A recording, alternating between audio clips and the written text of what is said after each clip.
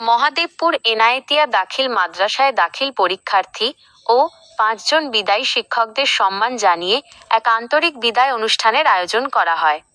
অনুষ্ঠানটি সঞ্চালনা করেন মাওলানা নাসির আহমেদ এবং সভাপতিত্ব করেন ভারপ্রাপ্ত সুপার কবির আহমেদ।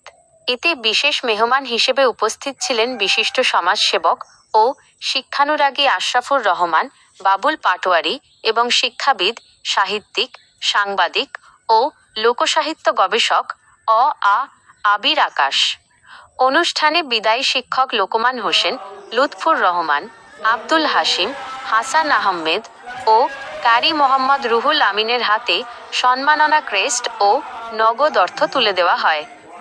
এ সময় প্রতিষ্ঠানের অন্যান্য শিক্ষকদের মধ্যে উপস্থিত ছিলেন মোহাম্মদ ইউসুফ হোসেন, আনোয়ার হোসেন, আলমগীর হোসেন, গোবিন্দচন্দ্র, কামরুল ইসলাম, শেখ ফরিদ, তানজিনা জাফরিন, সুমি রানী সরকার সহ অনেকে।